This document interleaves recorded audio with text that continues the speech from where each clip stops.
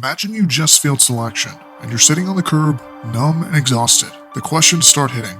Why didn't I ruck more? Why did my grip give out? Don't wait until it's too late.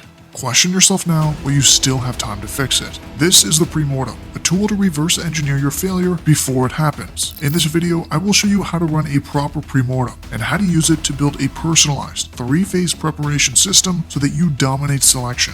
Step 1 of the Premortem is having complete clarity around the event you're preparing for and its physical demands. Attrition rates range from 50 to 80% across the major soft pipelines, so you can't afford to guess. You should know, for instance, that at SFAS, most of your time will be spent under rocks, heavy apparatuses, and bearing weight. For Air Force A&S, water confidence is a major driver of attrition, and for BUDS, it's a multi-month event heavy on volume. Without a deep knowledge of the pipeline that you're entering, you will prepare improperly and miss critical aspects of selection requirements. I'll link in the description my videos and articles on all of the major pipelines, because there is no excuse for being uninformed. Step 2 is performing a sober analysis of your strengths and weaknesses. So first, let's flag any of the events on screen for which you've not reached target scores for. Those are weaknesses and you need to improve them. I'll cover exactly how to do that later in the video. But also, there's an aspect to weaknesses which are not captured in the numbers. You can swim 500 yards in 9 minutes and still have a poor, anxious feeling about the pool. So if there's an aspect of training that gives you that feeling, note it down.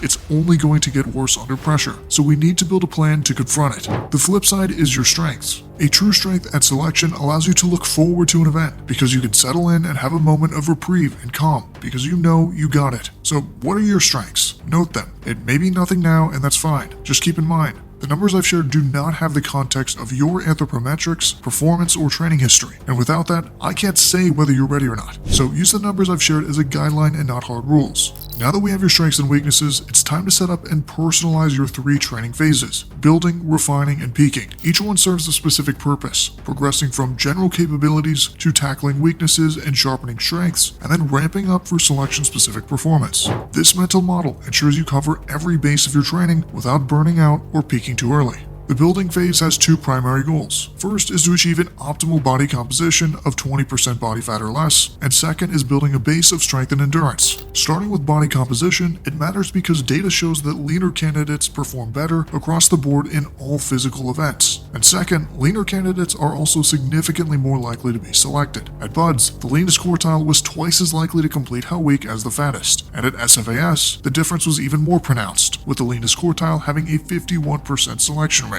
while the fattest had a 13% selection rate. So find a sustainable body composition to enable your best performance. Note that I said a body composition which enables performance, because performance is the goal here. You don't need to look like a fitness model. Being around 15% is usually a good balance to optimize your performance and also maintain healthy food habits. Now, at the same time you're achieving a favorable body composition, you need to be building your base of strength and endurance. Every session should have target weights and paces or prescribed efforts to hit, and you must be executing every movement and run with intention. During this phase, I want your training to have these weekly minimums: 3 endurance sessions and 2 strength sessions. Start here for the first few weeks of your training, then add an extra session to focus on your primary weak point. That could be adding another strength workout, or it could be focusing on your running. Remember, there's no rush to hammer that weakness with volume just yet. This is simply phase 1, where we're focused on building up your general capabilities with a focus on your weaknesses. By the end of this phase, with a newly optimized body composition and several hard months of training under your belt, you should be within striking distance of the competitive times I shared earlier.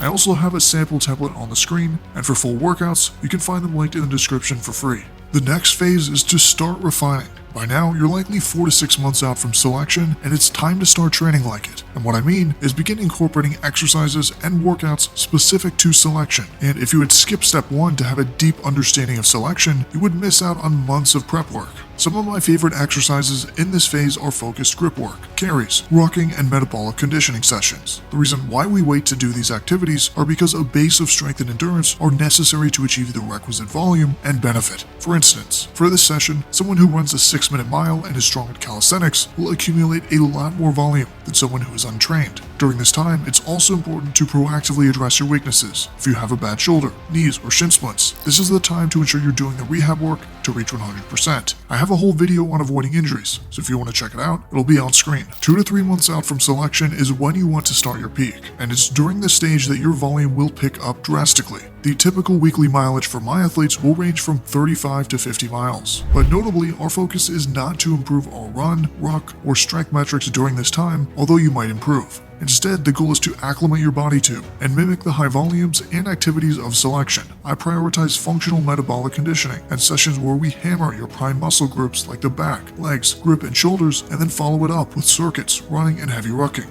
Here are 2 sample sessions that I like. And by stacking these back to back, it trains the skill of being comfortable performing in a compromised state. If you'd like to learn more about how to develop relentless endurance and stack workouts like the ones I just mentioned, check out the video on the screen. And if you'd like to work with me one-on-one for coaching, submit an application at the link in the description.